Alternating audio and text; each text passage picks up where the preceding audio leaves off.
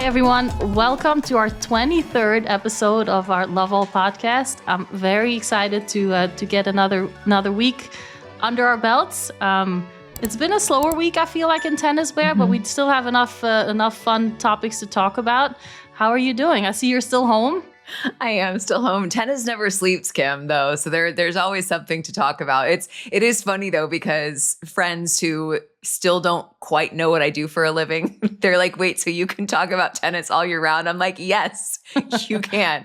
Welcome to the tennis world. Yeah, no joke. But was getting back into normal everyday life after being at the Hall of Fame, which we talked about last week, but good to get back in the flow for a few weeks before Cincy and then the US Open for me. Those are my next two road trips, which I feel like maybe it's because you know this, Kim, like when you have kids, it's like you are the number of things that have to get done before certain things happen. It makes time feel like it flies by. I'm like, Cincinnati might as well start tomorrow in my mind because there's so much that has to get done before that. Blair, I think we've talked about this off air, but I used to have like mom guilt before I had to leave, and I used to, fill the fridge up, like prepare meals so I could put them in the freezer. And I would come home like a week later, 2 weeks later, and nothing was touched. And I was like, wait, I stressed out like these days prior, my departure, and nothing gets used. I was like, okay, and everyone ate chicken nuggets. Yes, and they survived. So I guess, yeah, that's been a big lesson learned that I don't need to stress over mom guilt. I know you're still at your grandmother's house. How is Euro life? And is there anything you miss about you? Obviously, US is home these days, so that is your home. But is there anything you specifically miss about the US, or is there anything you're loving about being in Europe? I mean, I'm really loving being in Europe, and I catch myself saying like, I'm going home to Belgium when I was in the States. And now like, I can't wait to go back home as well, back to America. I've really missed air conditioning these last few weeks, which you are not alone. I grew up, I was brought up by, my parents and grandfathers who were saying like, no, air conditioning is so bad. They didn't even want to put it on the car because it gives you a cold and the air is bad for you and it gives you a stiff neck and all that stuff. And but I miss it. Like I miss falling asleep in a cold room. But yeah, I just miss being home too. Like just my own kitchen, my bed, and our, kind of normal routine. And but it's been really nice, like seeing, my family members, and I still have a grandma, so she's the great grandma to my kids, and it's been really nice to just hang out and have them experience, what my childhood was like as well. So it's been a nice balance, but I feel like I'm ready to go home. But we're still here for a few more weeks, so not yet. Couple more things I want to cover before we head into Henley's headlines. Kim, you have a big update for us. You ran for the first time since you ruptured your Achilles, not once, but twice. Yes. I didn't know I was like a big headline. I was like, what? What did I do? It's a big headline for me. Well, yeah, I think that's so exciting. It was a big achievement for me. When I played, I never really enjoyed running until when I had Jada, I started doing a lot of like my recovery runs, and it became, really good, way to kind of let go of, thoughts and the stresses of everyday life. And I actually really started to enjoy it. And, went for a run for the first time last Saturday, did about 48 minutes, didn't run the whole time, but that's I ran. Good. Yeah, started to been sore ever since, not just in my Achilles. But I have to say, I feel like my heart rate and all that stayed pretty good. So did on and off kind of little, 1.5, 2 minute increments, and then would walk for 30 seconds or walk for a minute, like just went back and forth like that. And so excited to get going, and I'm going again tomorrow. Nice. I love that. As someone who hates running, I will live vicariously through you. Nothing makes my body hurt worse than running. I can do the hardest tennis workout. I can do an interval training workout. And running, I could run for a half an hour and everything hurts. I don't know why. Anyway, so I'm going to live vicariously through you. There were players back in the day who would run like for a long time after like a match. Like some of the guys, I think Caroline Wozniacki would do like super long runs, like even as a warm up afterwards, as a cool down. I forget his name now. He was from Spain. He would have the longest runs. Like I would do my bike ride for 20 minutes. I would, do my stretching like after my matches, and he would still be running on the treadmill after his match. So, a lot of people just really enjoy the run, I guess. Yeah. And then the last thing, Kim, I would love to mention to you, I have heard through social media that this Tomorrowland is a thing. And it made me look it up, also because I saw that Zizou Bergs was there, your countryman. Yes. And I looked it up. I was like, wait, this thing that everyone is talking about is in Belgium. And then you proceeded to educate me. You have been in the past? I've been in the past. Okay. This year, I don't know, scheduling wise, it may be a little bit hard, but so there's 2 weekends that they have. They extended it to 2 weekends, I think, for a few years now. But it's an amazing festival where you have different stages. It's a I don't know if that's the right name, to electronic music, techno, DJ festival with an incredible main stage that they always build up, and it's a surprise every year to see what it's going to look like. But the laser show at night is incredible. Everything, all the details to it are really really great, from the camping, glamping, to all the different ways to be able to sleep there. I've never done that. Like I've never spent the night, but I've been a few times, and I enjoy like one day. Like that's, like an afternoon, a night, and then Right. That's good enough. Last year I went with Kirsten Flipkens. Her and I went, and we had a really great time. And yes, I don't know if this year is going to be, but Jada started asking about going as well. So I was like, wait, what? You want to do that they're already? sponsoring? Yeah, well, I mean, but she's like prime age though, right? I know she is. Well, I feel like it's a little bit of an older crowd. Like I think it's like 30, 35. Like I think, Okay. it's and people go for weekends, and it's I feel like the whole of Belgium, like Kirsten came back from Spain and she arrived at Brussels airport, and the whole, like, people are dancing at the airport. There's DJs playing at Brussels airport. There's planes, dressed up like for Tomorrowland in the theme of what the main stage looks like. And you always have surprise, like, guests and DJs, and it's a really fun experience. So maybe, maybe if we can plan it in advance, Blair, maybe we can do a little. Love All goes to Tomorrowland. Let's yes, go. I'm in. I will Sign make it me up. Love All Tomorrowland version or something. No, but like, can we get a sponsorship? Because you were telling me that they actually are sponsoring tennis players. They do. They now sponsor Alexander Bloks, Zizou Bergs, and Raphael Collignon. So the 3 Belgian boys. So they, I think it started around the French Open, or maybe just after. I'm not sure. So the music festival world is entering the sports world. There you go. They clearly need a Belgian girl. You, Elisa, Yes. we need to get the women on board. Elisa is, that's good for her. All right, Kim, let's move on to Henley's headlines. And this week we've got Estoril and Kitzbühel, 250s for the men, Prague and Hamburg, 250s for the women. And last week we had some winners. Stefanos Tsitsipas in Gstaad took out Rafa Collignon in the final, a 3-setter. 4 of Steph's 5 matches there were 3-setters. So good physical test for him. And man, did he need some encouragement. So love that for Steph. Andrey Rublev won in Gstaad. Shout out to Avicii to continue our musical theme today. He just at the end of his trophy ceremony speech just said, just want to shout out dearly departed Avicii, which sure, why not when in Sweden, right? Sweden. And then Danny Merida won his first title in Umag. Barbora Krejcikova won in Athens, her first title since Wimbledon in 2024. Mayar Sharif won in Romania. And Paula Badosa was who she played in the final. Couldn't finish the final, retired down 4-love in the second set, but good signs for her as well. And I'm curious, when I'm rattling those off, do any results stick out to you?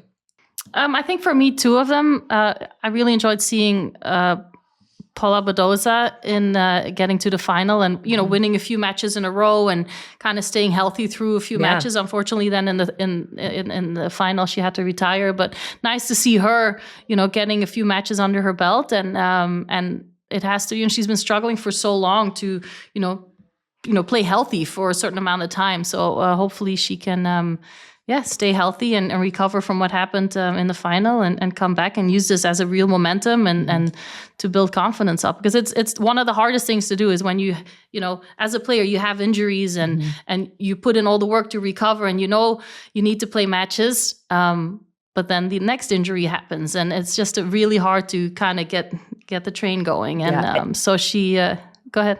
No, I was just going to say, Paula also won a 125 leading up to that. So she was on a 9-match winning streak, which is huge for her given the struggles that she's had, and also sort of underscores how good those 125s can be, just in terms of players trying to get their footing, trying to get matches. Yes, definitely. So that's one of the hardest things is, you need match rhythm, but then if your body doesn't, go along with that, then it's really hard. So for her to win, a few matches in a row now is definitely the big confidence booster. And I really liked seeing Maria Sakkari in the final in her home country. And I just love seeing that. So it's, although she lost to Barbora Krejcikova, who, shows that she can play really well on any surface, which, is fun to see. But I think for Sakkari, it's also a player.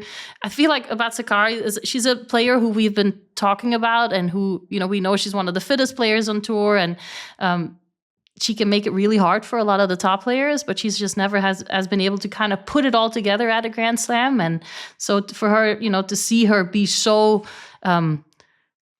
the emotions were all there, right? She was so into it. And whether it was like the support of the home crowd or playing at home, like it does something to you. Like I've been able to experience that when I was playing in Antwerp back in the day after the Australian Open. It's a very special feeling. So those two were definitely the ones that stuck out for me. Also, shout out to Steph Tsitsipas, who has a new coach in Thomas Perrin, I believe, who is a coach at the Mouratoglou Academy. And just hope for good things from him because he's still only 27 years old. He's still got time to find the magic. And what was so good in his game, I mean, really back in like 2019, which is when he sort of peaked. But I'm hoping for good things from him. I always appreciate a player who thinks about the question that I ask them before they answer. And boy, does Steph think. Does he think? Yes, he does. The number of times where I've had to let him think because sort of my instinct is to fill dead time. And one of my favorite clips with him was in Cincinnati, and I actually got in trouble for letting this hit social media. I asked what his favorite thing was about playing in Cincinnati. And Kim, not joking, 10 seconds where he is like shifting in his chair. At one point, he looks out the back window and then goes, the interviews. After 10 seconds of dead time. And, the tournament didn't love that because they were like, if he thinks the best thing is the interviews, then, what does that say about us? Anyway, it was nothing personal to Cincinnati. No, I think he was just not. Being nice to me. And joking, but bring some fun to Those That's gears the thing, right? Are going to grind. It's sometimes hard, like when you get those kind of questions, 'cause we're so used to, it's nice to get like new kind of questions, but then also like you're so used to the typical tennis question and like, what's your recovery going to look like now? Like, how are you going to prepare for tomorrow? Like you're so used to, and you almost like answer those, like I say, like on cruise control, like automatic pilot. But it's nice to, have players who give you some personal information or who give you a little bit more than, what we can maybe expect already. I can always count on Steph for that, which I definitely appreciate. And tennis's summer vacation continues. You would not be on summer vacation, Kim, but there are players who, again, have been either getting married, enjoying some football, including Carlos Alcaraz, who presented the World Cup trophy. Supposed to come back in Cincinnati. There was definitely still something on his right wrist. I don't know if you saw, which is, I don't know, makes me a little uncertain Do you know much about his particular wrist issue as somebody who has had wrist issues? I don't. I think I hope that we'll maybe hear a little bit more about it once he starts coming back, and where he explains it a little bit more. But I feel like he's been very kind of like he has been secretive, but he hasn't. Like we've seen him with a brace or a cast, at the start, and then I think he posts some clips here and there where he's actually hitting and doing some drills, but I haven't seen anything of him like playing full out yet either. So I'm just very curious to see, and I'm also very curious about Holger Rune. Like after his Achilles tendon rupture, like is he because I think he requested a wildcard for the French Open at one point, and then so I'm curious to see when he's going to be able to kind of step back with 2 healthy Achilles tendons on the was tennis it court. I feel like I should know this. Is he coming back there? It was either. I'm going to double check on that, but definitely he came out recently saying when he was really planning on coming back. He definitely looks fit, so he's got that going for the quads are still intact. The quads are quadding. If anybody wanted, the quads are quadding. And it was a good week to be an Adidas athlete as well, because you had Felix, Rafa Hodar, Fran Cerundolo, who all were at the World Cup final courtesy of Adidas. Serena was there as well. It looked like a lot of fun. It did look like a lot of fun. I don't know if I was like the nerd that didn't do anything. Well, I was going to ask that question. Did you get to do any of this stuff when you were playing on tour? Did you get any perks? No, I did not. Really? I also don't feel like life outside of tennis was as involved, like, as it is now. Like, I don't know if social media maybe created that a little bit more. No, I never did. I loved watching like the World Cup, but I never went to an event. And, I did have a little bit of, like, I would have gone back if Belgium made it to the semifinal, like if we would have beaten Spain. And by the way, we're the only country who scored against Spain in the whole World Cup. Just a shout out to Belgium. That's right. But no, I never did. And again, I want to ask Andy this, like, did he go on a break like after Wimbledon? Like, I want to ask him that. Q and Andy live on Love All. Q and Andy, there you go. Did you ever go on vacation after Wimbledon? Yeah, or was I'd it be like, curious. Yeah, me too. Because I wonder if it's like a generational thing. I wonder if the focus or maybe mental health being perhaps more talked about in 2026 than it was in the prime of your career is more weight placed on that, taking time away. Yeah, maybe. Do players have to do more like off-court stuff now, like maybe than we did back in the day? I don't know. Like, is that adding, to the busy schedule during the tournaments? Or I'm very curious. All right, because I feel like our schedule do some research was just as long, right? Yeah, like a few years ago. So I mean, it's a lot more than a few years ago, but I feel like our schedule was just as long, and yeah, our break was only towards the end of the year.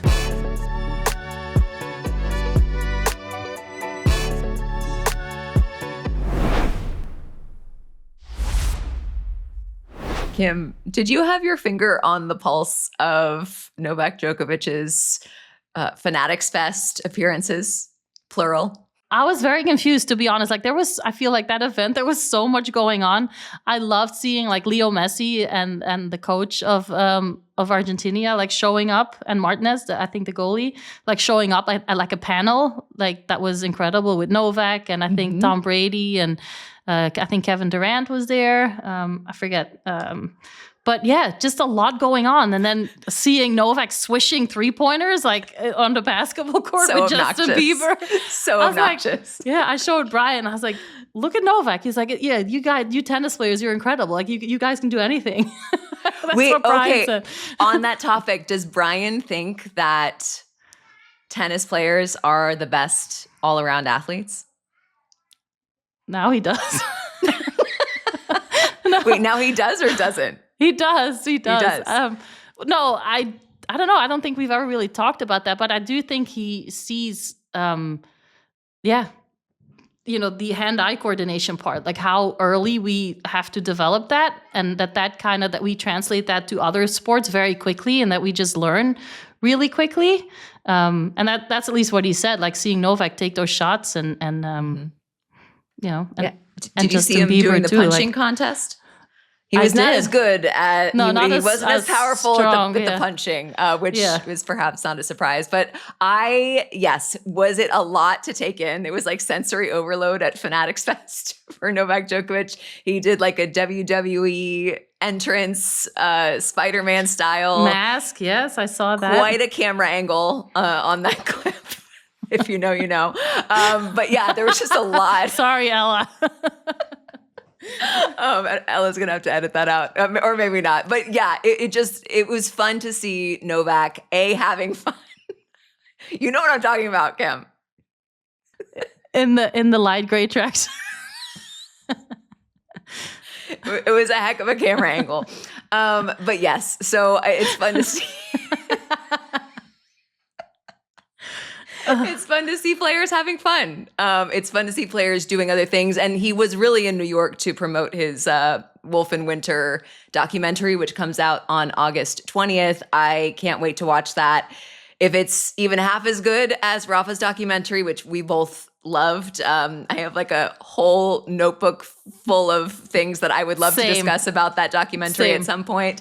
Maybe we can do a full documentary episode where we just like go through the things that fascinated us. But excited to see all of that and love to see Novak enjoying himself. I can't wait. I've been so intrigued with Novak's kind of like his mindset, but the recovery part and all those things, right? And just like now with his injuries, and just to see, like, I hope we get a lot of background kind of information about like what he does, and because I know he's into a lot of, you know, the kind of what we call the alternative things that are becoming more and more normal.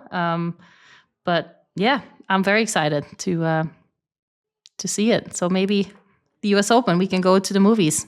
I would love that. Listen to me talking about the movies. It's probably going to be on like. I was like, let's you go can to come the to my theater. hotel room in Queens, Kim, and we can watch with some popcorn. We can watch it on the iPad probably or something. That's right. Okay, we mentioned a few weddings last week. There were more. Dasha Kasatkina and her partner Natasha got married. That was a sensory experience. It looked like that wedding. I mean, aesthetically. And Asia Muhammad got married in Vancouver.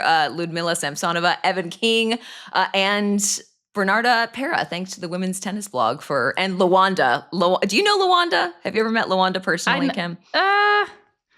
Indian Wells, I think. Yeah, that would make sense. Yeah. Super fan extraordinaire, just a ray of sunshine. But Lawanda has been keeping me abreast of all of the wedding updates. But I did have one follow-up question on the wedding update front.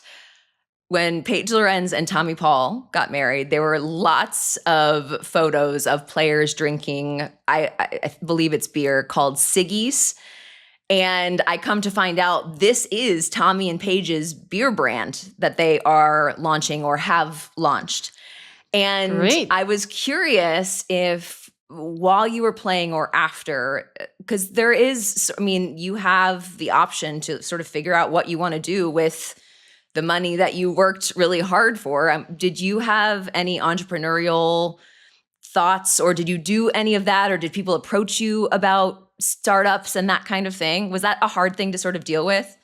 I do feel like early on in my career, because I was so young and started doing well, like, you know, it was very kind of Belgian focused. Mm-hmm. But most of it went through my dad, I think, because I was 16, 17. Yeah, so but then young.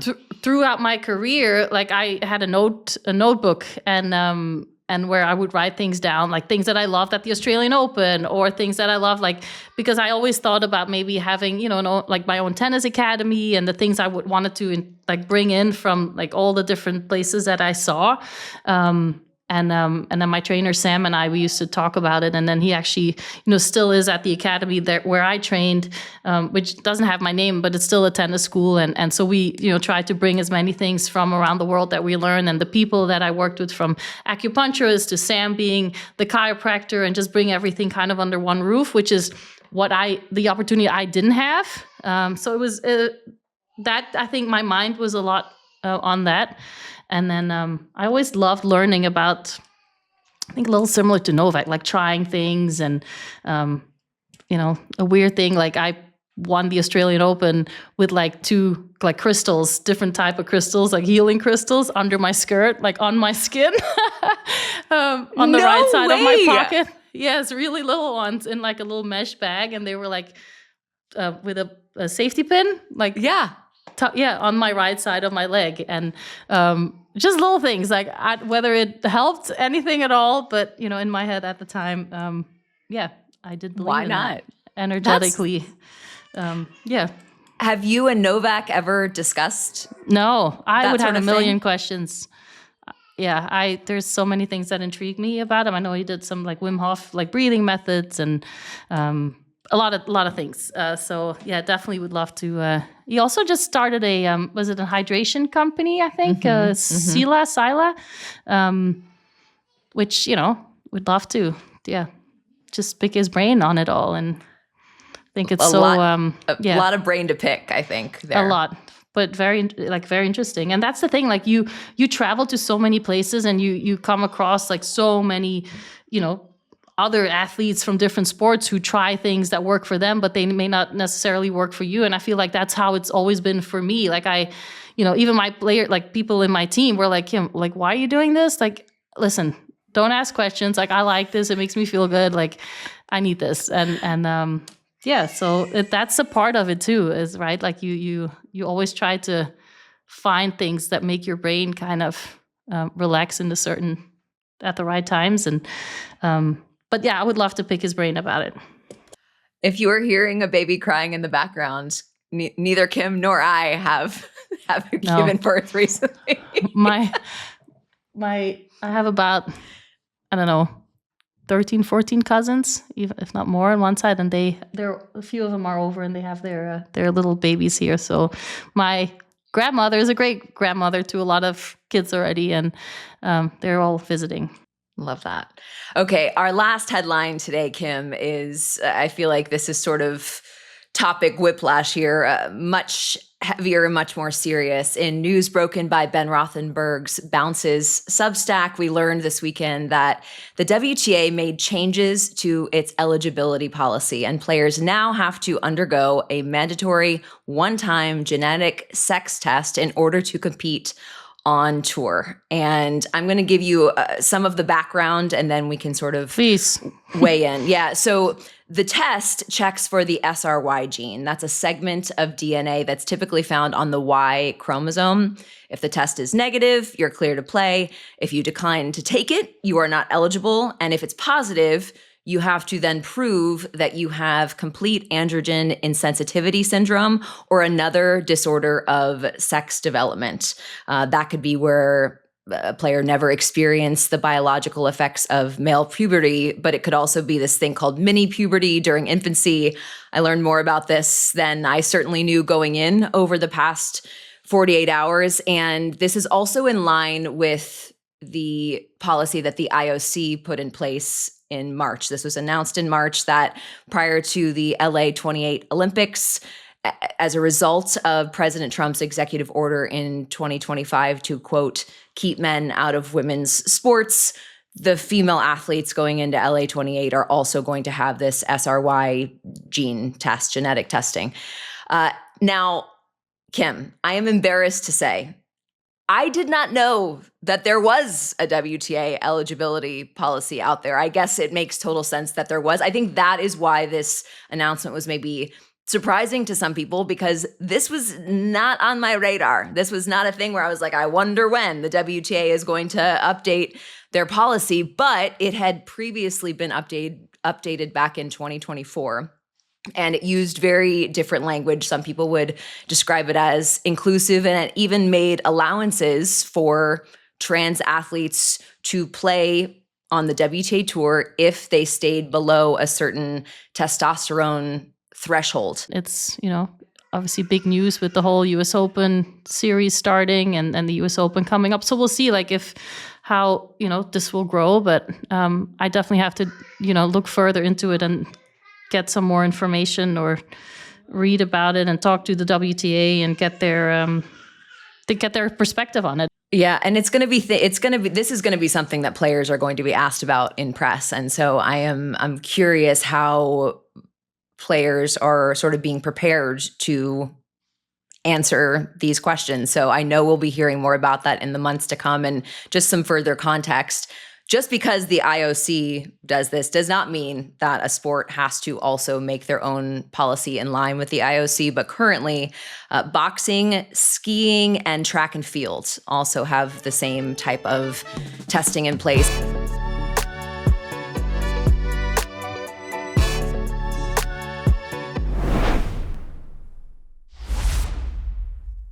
All right, this is going to be my favorite type of Kimformation, where I just ask Kim my burning questions. So, I mean, the first one's an easy one, Kim, and it's timely, right? If you looked at the players on the court in the last couple of weeks and this coming week, you'd be like, is it clay season again? But we are, in fact, moving into one of the toughest, I think, stretches of the calendar. It's mostly on hard court, mostly in the US. It is hot. It is jam-packed, I think, with sort of the off-court stuff. There's just a lot of pre-US Open press and the hustle and bustle and the schedules and the photo shoots leading up to the unveiling at the US Open. There's a lot happening at this time of year. And I'm curious, what was it like for you both off the court, and how were you preparing, and how did you make that transition so quickly back to the hard? Well, for me, coming off the grass courts, like I was always very excited to get onto the hard courts because I just feel like it suited my movement better. So I felt a sense of freedom when I was able to play on the hard courts. I usually, early on in my career, started in Stanford. I think it was Pete Sampras's brother who was the tournament director. And loved playing there.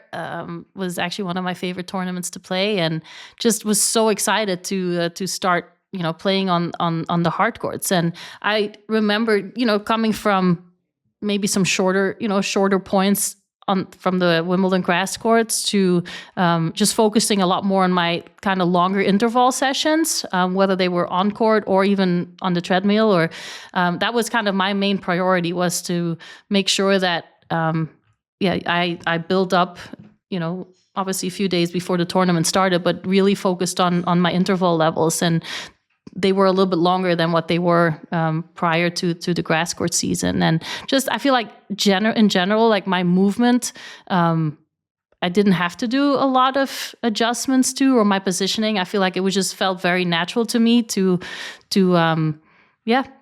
take the racket back. I feel like I had more time, maybe because we were already coming from grass. And like years ago when I was younger, grass courts were still a lot faster. The ball wouldn't bounce up as high. So I feel like I had plenty of time on the hard courts as well, which gave me a sense of, comfort and knowing that I felt like I wasn't going to be hit off the court by anybody. I think it was one of my favorite transitions of the year. And you mentioned all the the negatives, and I think being at the last part of the year, a lot of players are mentally tired, and there's one more Grand Slam coming up, and it's the last one of the year, but a lot of players are like, starting to get tired. The sponsors, there's players who already have to start taking pictures with the new gear for next year, like for 2027. And so there's a lot of things happening, which for me was at times, definitely not what I wanted to focus on, and didn't, because I just tried to stay locked in as much as I could. And times have definitely changed, right? Like that. I feel like our sport has grown even more popular than when I was younger, and so to see all the social media commitments and sponsor commitments, and players have their own social media, like they do their own things as well. So I don't know if I would have functioned very well in this time on tour. Did the heat bother you, or were you one of those? I loved it. Yeah, I used to do so much, like in the off season, like before the Australian Open. Like I was a big sauna fan, and I used to like really test my sauna. Like they say, usually don't go longer than 20 minutes, like in a hot sauna. Like I was like, get my heart rate up. Like I'm going to do my push-ups. Was that part of your training? That was like, I never went to Florida or Dubai, or that was like not part of our schedule at all. Like I just stayed in cold winter Belgium and just trained, and would go in my sauna. And once I felt like my heart rate was going up, like I would stay in longer and push myself through it and do push-ups and do some jumping jacks and like in the sauna. in the sauna, old school. Like I feel like Rocky style. Oh my gosh. But it just felt like, yeah, the heat didn't bother me when I got to Australia. And I felt like it was just a routine of being in the saunas. I think in Europe, it was a very normal thing to do. I grew up with my dad, like, taking 2-3 saunas a week. And then I feel like now it's building up in the States, I think, a little bit, the wellness kind of lifestyle. And but yeah, it's been a lot of, that's kind of what made my brain, where I felt like I was able to push through. And it was a very basic thing that I had at home, but it definitely did help me a lot to be ready for the heat. That's like a superpower, I think, when you know that you can both physically and no matter what the conditions are, that you are not going to be affected by that. It's kind of like what Coco was saying. I think she said it at Wimbledon. Like I've never been tired on the court. Like she said, like maybe in the 14 and unders.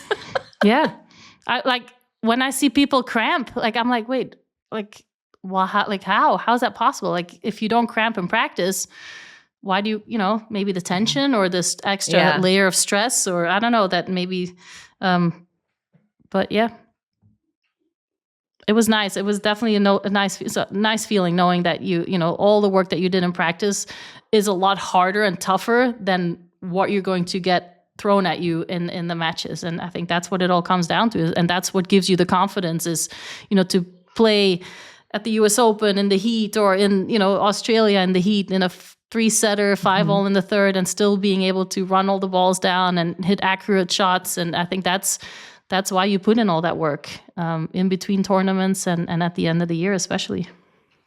I also wanted to ask you about something I saw on Andy Murray's YouTube channel, still relatively new. Have you checked it out? I have not yet. It's called The Set. He has close to 35,000 subscribers now. I am a new subscriber, but he was talking about how his older brother, Jamie Murray, who we all know and love, former doubles number 1, he was top 3 in Europe as a 12 and under junior. So behind Rafa and Gasquet. And then when he was about 12, he went to England to a training center and they tried to change his forehand. And his forehand never recovered. He was not able to do exactly what they were asking, and he could never. He essentially had the yips on his forehand. Could not find his forehand after that. They tried to change it. Yes, and it made me wonder. I mean, it made me think about how the best coaches know the player inside and out to know whether they can handle that sort of thing. But also it made me wonder what the best and worst tennis advice that you have ever received has been. I think the best tennis advice that I've ever received, I don't think ever came from a coach or from people in my team. I think it was more from my dad, and it was to have fun. Like he always kind of made me be able to calm down if I was stressed before a big match. And it was like, he would either say like, think about the dogs, like what you would like, have fun, like go, and just to put everything in perspective. I think that was probably the biggest lesson behind it. It's easier said than done. But then I think the worst one was, if you have people in your team kind of wake up the day of a big match and be like, hey, are you nervous? like that kind of stuff, because they're nervous and they don't know how to control their emotions. And they wake up in the morning and they're like, how'd you sleep? Did you sleep good? Like, are you ready? So oh my gosh, you have that too. But people who, they're going through it for the first time with you. And then, like that they're nervous and you feel it, but yeah, it's like going through a chiropractor and they're ready to crack your neck and they say, just relax, like it creates the opposite effect. Right. And, so yeah, I feel like that's, you go through it with your team but sometimes, there can be you feel their stress or their nerves as well. And I think that sometimes can be, it's normal. You have to learn to deal with it, but it's, the tension definitely shifts for everybody in a big moment like that. I'm always so fascinated because my perspective is sort of from the recreational player, teaching pro to recreational player point of view. I grew up, my dad, was a pro up until recently, finally retired, which I think I mentioned. Congrats to my parents both, because my mom was running sort of the business and the tennis shop thing. But I've seen my dad teach so many players, and obviously he taught me how to play as well. And it was sort of a very simple, classic game. But when I see league ladies out on the court and a pro who is trying to teach them to hit a forehand like Rafa Nadal, I just shake my head. I have to like leave the immediate vicinity, because I'm like, what are you doing when they're telling them? And I think in general for most recreational players, wrist instruction does not end well. Big muscles. As soon as you start trying to think about the little muscles, and you should be doing this, or you should be checking your watch when you finish your forehand. Wrist instruction, I have found, is generally horrible for recreational level players. So I always cringe when I hear that. But some of the best advice that I got growing up, one was from my dad, where he said, people always look better from the side. I was watching, I'll never forget, it was like a 14 under tournament, and I was watching my next opponent play, and I was shaking in my boots because she looked so incredible. Good. Yes. And my dad just casually, in the summer at the tennis club. And so he was doing other work, but he just kind of looked over. He was like, everything looks better. Everyone looks better from the side. And I beat the girl, 3 and 4 the next day. And that has, for whatever reason, stuck with me. I think because it's kind of true in life also, where you can sort of build something up in your head, and then you get out there and you know what you are capable of, and you control the controllables. And so often it was not worth the mental consternation that I have done to myself, So true, Blair. Like, I think every opponent that I scouted before I had to play them, I was like, oh my God, like they hit the ball so hard. Wow, like they're so good. Like they don't miss. Like, and then I would play them and I would win 2 and 2. And I was like, oh, like I think you always kind of play yourself down and everybody else up, which I think is also a good thing, to never take anything for granted and not, think you're going to win these matches easily. But yeah, good on your dad. What's your dad's name actually? Bill DeSessa. Okay, so, Bill. Well, that's a good one, Bill. Shout out to Bill D. But no, Congrats he also on retirement, Bill. And honestly, the one who deserves more congrats is my mom, because she did all the stuff behind the scenes. My dad got to go, truly never complained about his job a day in his life. Could have really done anything. He's one of the smartest people I know, but loved teaching tennis and loved it to the very end. My mom is the one who had to do all of the less fun stuff. She had to order all the stuff for the tennis shop. She had to do all the payroll. She ran the business. So shout out to my mom, Julie, as well. All right, Julie, yes. Congratulations. She'll love that. But yeah, so that was one that I always remember from my dad. And, if your local pro is telling you to do crazy things with your wrist, just say Blair and Kim do not approve. Tennis, and I see it now, like when, if you do clinics and there's people who literally are there picking up a tennis racket for the first time, or they play a little bit and they only started when they're in their 40s or 50s, like it's really hard to teach tennis, like especially in an hour session, like because for us, there's so many things that are, installed in our brain that are so normal because we've been doing it since we were 4 or 5 years old. Like, it's really hard to explain that to somebody because there's so many things, with, let's say, just a forehand. Like, there's so many different steps to think about.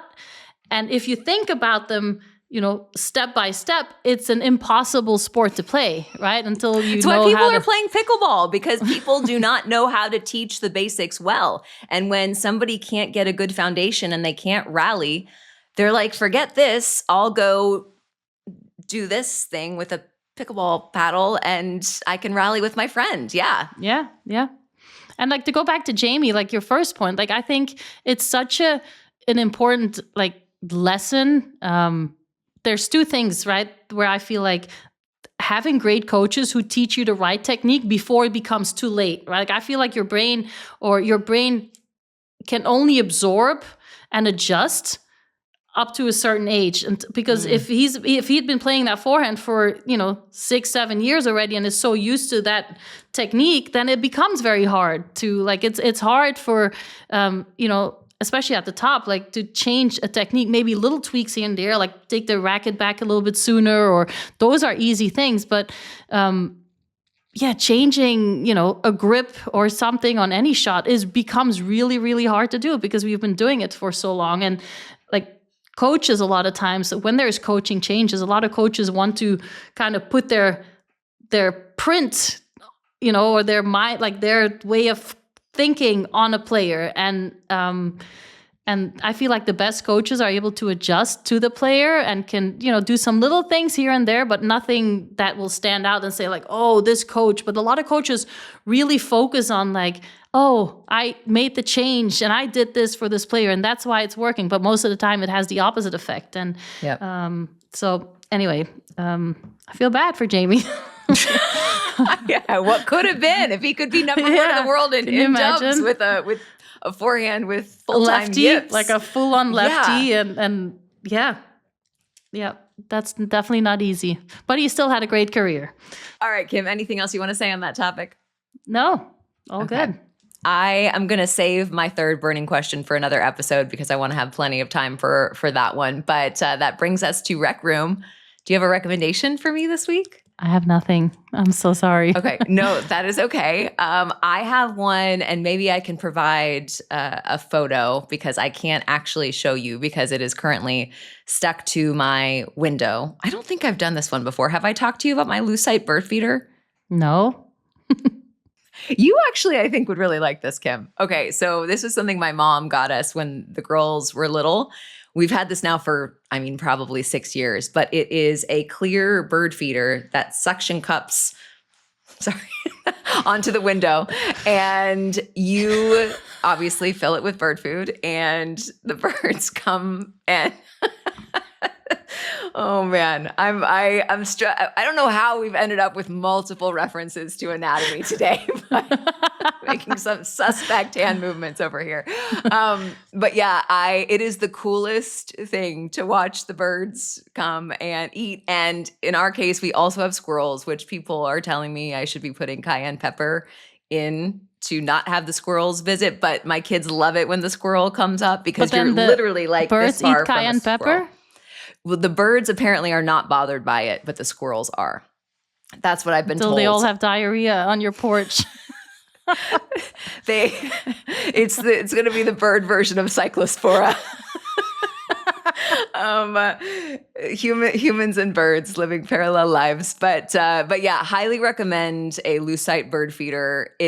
They're so inexpensive, and especially if you have kids, they're great. But as an adult, I have also thoroughly enjoyed it. Yeah, that sounds. I think I've actually seen. Where do you put it on your kitchen window, or where do you? Where it's like in our dining room. We have an open floor plan, but it's like in the dining room window. So. Oh, nice. In Belgium, we lived where we had a lot of space and big backyards, and so always loved like feeding the birds and having I had ducks come onto the pond and like so many different types of birds, and so I love that. So that could actually be a really good. Because now, like, we live closer to the beach, so the properties are a little bit smaller. So it would be nice to maybe put that on the window so the kids can actually learn a little bit. We actually saved a little bird, Blair, 2 days ago on our front door. No way. Of the rental house that we have. Little bird that came out, and the shell, I think it just fell out or flew out and was on the ground. And so we've been feeding it, and because I'm driving quite a lot, we gave it back to the owner, and she's been taking care of it. So feeding it little worms and yeah. So we'll see if it survives, but we hope it's going to survive. Prayers up. This is very on brand for two elder millennials to be talking about birds on a podcast. Birding is the thing to do for people in our age range, Kim. Blair, let me ask you a question. What is your main, besides tennis, like what is your main, how do you say that? Like stuff like that hobby? Pops up? On your on social media. Yes, on your algorithm. This is going to sound so shallow. I can't believe I'm going to admit this. It's probably makeup application tips. Really? Because I normally don't have anyone doing it for me, so I got to figure out how to do it myself. Yeah. Well, maybe What's you can yours? teach me. Pelvic floor exercises. I do them in the car. Brian thinks I have them on in the speaker in the car, and my youngest was like, "What is she talking about?"